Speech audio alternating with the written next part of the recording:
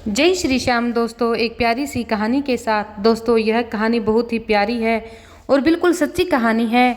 और अपनी माँ से प्यार करते हो तो इस कहानी को पूरा ज़रूर सुने। तो शहर में मौसम बहुत ज़्यादा खराब था और कड़कड़ाती बिजली और तेज़ गरजते बादलों के साथ पिछले 2 घंटे से झमाझम बारिश हो रही थी। शहर की सड़कों पर हर तरफ पानी ही पानी दिखाई दे रहा था। आमतौर पर जो इस शहर का बाजार हमेशा 10 बजे बंद होता था, वो आज बहुत जल्दी बंद हो चुका था और सब जगह खाली ही खाली महसूस हो रहा था।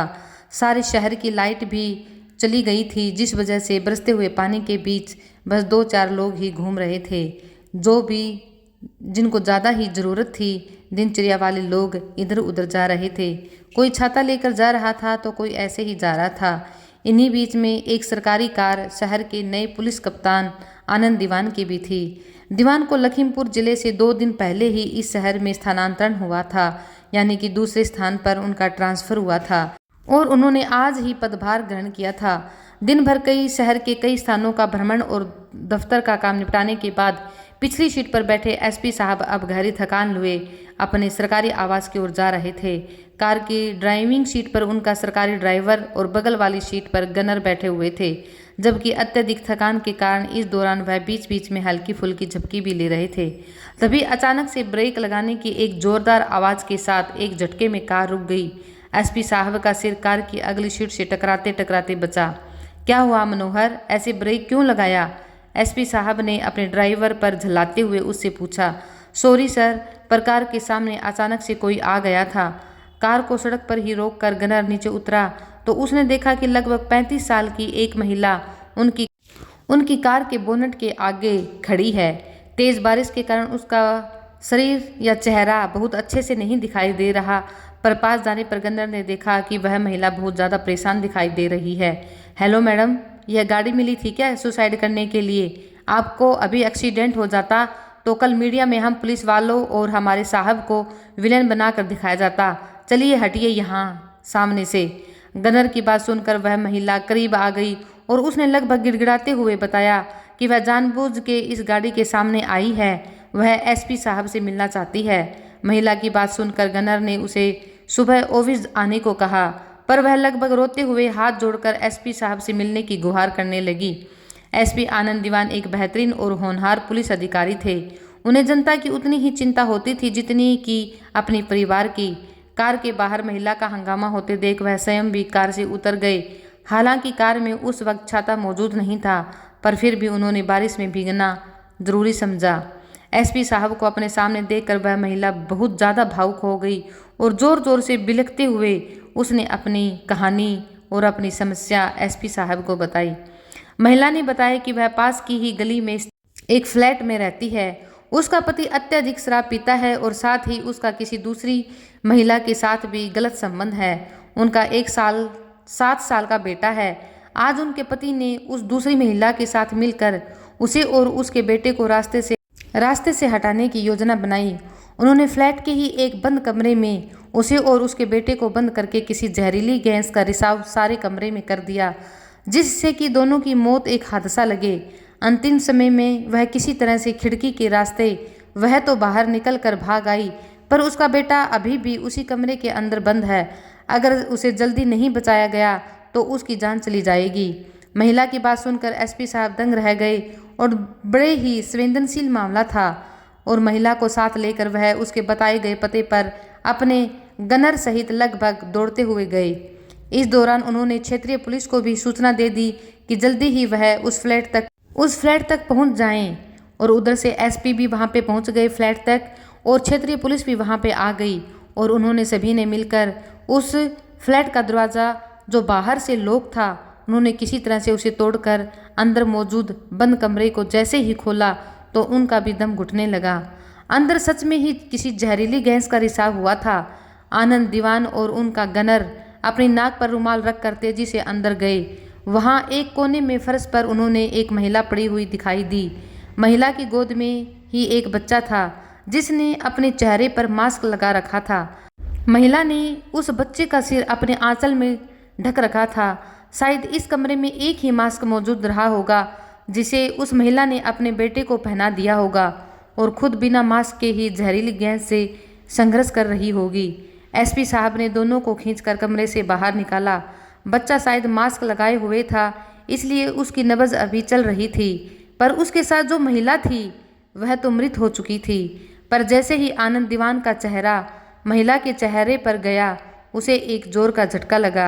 सिर्फ आनंद दीवान ही नहीं, उनका गनर भी बुरी तरह से चौंक गया। आखिर ऐसा कैसे संभव था? यह मृत महिला वही थी जो उनकी गाड़ी के सामने आई थी और उन्हें सारा मामला बताकर यहाँ तक लेकर आई थी।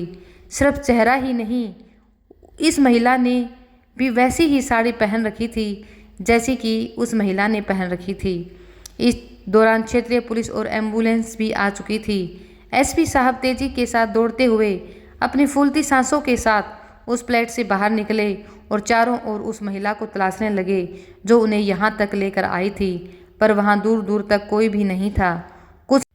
कुछ ही देर बाद बच्चे को एम्बुलेंस से अस्पताल ले जाया गया और उस बच्चे का इलाज कर दिया और उस महिला के मृत शरीर को भी पोस्टमार्टम हाउस ले जाया गया।